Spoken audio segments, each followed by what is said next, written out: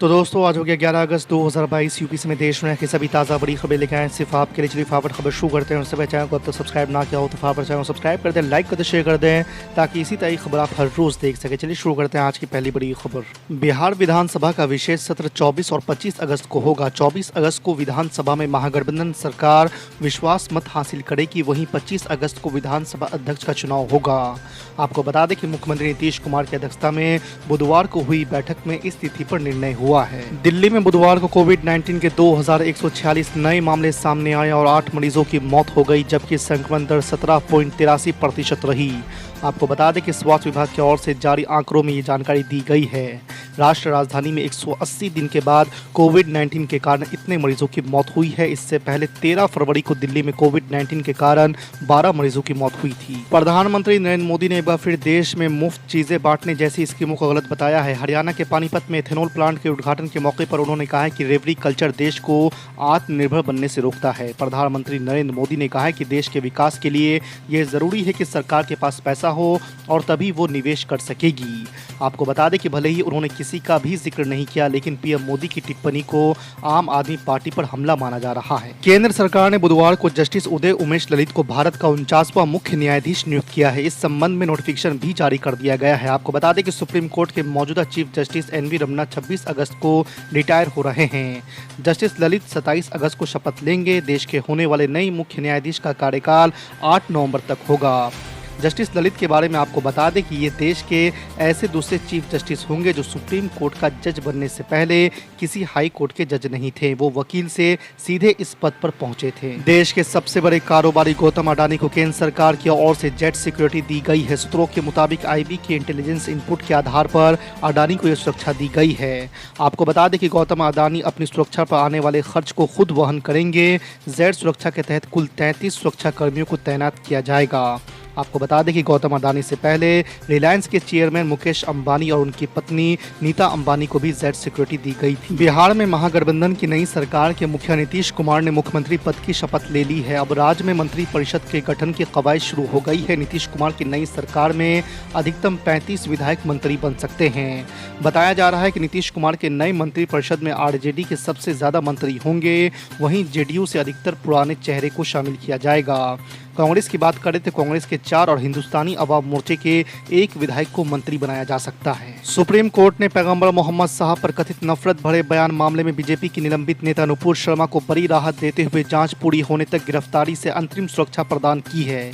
इसके साथ ही साथ कोर्ट ने नुपुर शर्मा के खिलाफ देश के अलग अलग हिस्सों में दर्ज किए गए सभी केसों को दिल्ली ट्रांसफर करने के निर्देश देते हुए क्लब की गई एफआईआर की जांच दिल्ली पुलिस को ट्रांसफर कर दिया है। नीतीश कुमार की ओर से बीजेपी से नाता तोड़े जाने और राजद के साथ जाने पर केंद्रीय मंत्री गिरिराज सिंह ने निशाना साधा है। गिरिराज सिंह ने कहा है कि बिहार के मुख्यमंत्री नीतीश कुमार का ये आखिरी कार्यकाल है और अब उन्हें मुख्यमंत्री की कुर्सी कभी नहीं मिलेगी।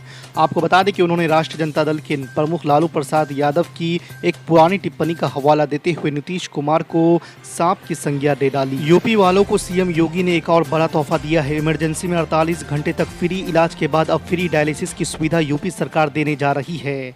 आपको बता दें कि मुख्यमंत्री योगी आदित्यनाथ ने ऐलान करते हुए कहा है कि किडनी से संबंधित रोगों के इलाज में डायलिसिस की अहम भूमिका होती है।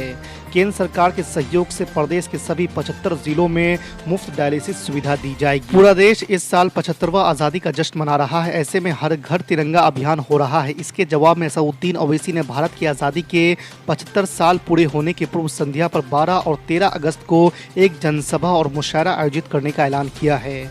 आपको बता दें कि असदुद्दीन ओवैसी ने आरोप लगाया है कि फांसीवादी ताकतें चाहती है कि मुसलमानों ने देश की आज़ादी की जो लड़ाई लड़ी उसे ख़त्म कर दिया जाए। असदुद्दीन ओवैसी ने कहा कि उनकी पार्टी आयोजन में ज़्यादा से ज़्यादा युवाओं के आने की अपील कर रही है ताकि फांसीवादी ताकतों के इरादे कामयाब ना हो पाए। आदिवासी दिवस पर झारखंड के मुख्यमंत्री ने इशारों में भारतीय जनता पार्टी पर निशाना साधते हुए कहा है कि वो आदिवासी कौम से हैं जिसे कोई डरा या झुका नहीं सकता है। उन्होंने आदिवासियों को स्वाभिमानी कौम बताते हुए कहा है कि सीने पर वार झेलने वाले हैं। उन्होंने किसी का नाम तो नहीं लिया, लेकिन जिस तरह सोरेन और उनके करीबी केंद्र एजेंसियों की जांच के दायरे में हैं, उससे माना जा रहा है कि झारखंड के मुख्यमंत्री भाजपा को ही चुनौती दे रहे थे। प्रधानमंत्री नरेंद्र मोदी की संपत्ति एक साल में 26 लाख रुपए बढ़ी है। पीएमओ द्वारा दी गई ताज़ा जानकारी में ये बात सामने आई है। इसके मुताबिक प्रधानमंत्री के पास कुल 2.23 करोड़ रुपए की संपत्ति है। इनमें से अधिकांश बैंकों में जमा राशि है।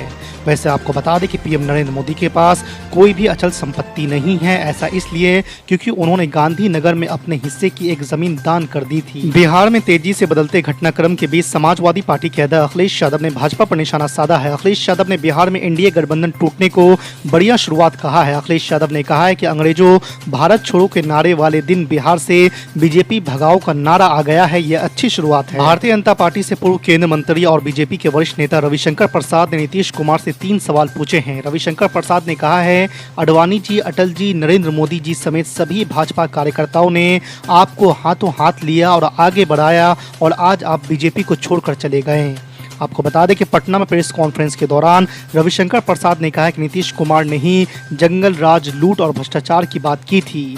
2017 में वो हमारे पास आए थे। नीतीश कुमार ने जनादेश का अपमान किया है। आमिर खान की फिल्म लाल सिंह चड्ढा पर संतों का विरोध, काली सेना प्रमुख आनंद स्वरूप का ऐलान। जी आपको बता दें कि आमिर खान की फिल्म लाल सिंह चड्ढा सिनेमा घरों और मल्टीप्लेक्स में रिलीज होने से पहले ही विवादों में फंसती जा रही है।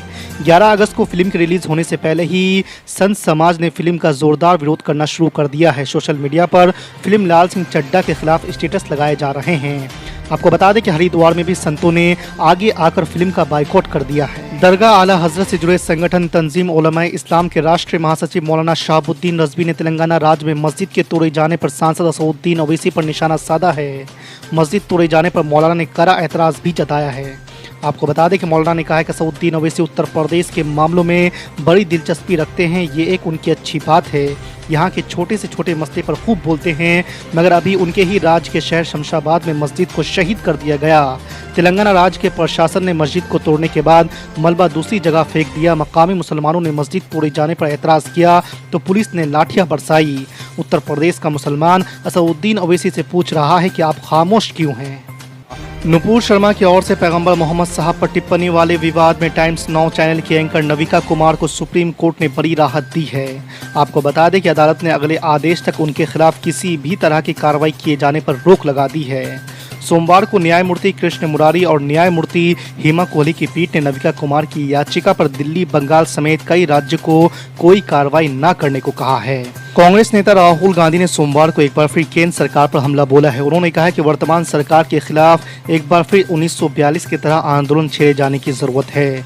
राहुल गांधी ने ये बात भारत छोड़ो आंदोलन की वर्षगांठ के मौके पर कही। इसके साथ ही उन्होंने केंद्र सरकार को तानाशाह सरकार बताते हुए इसके खिलाफ एक और करो या मरो जैसे आंदोलन की जरूरत बताई है।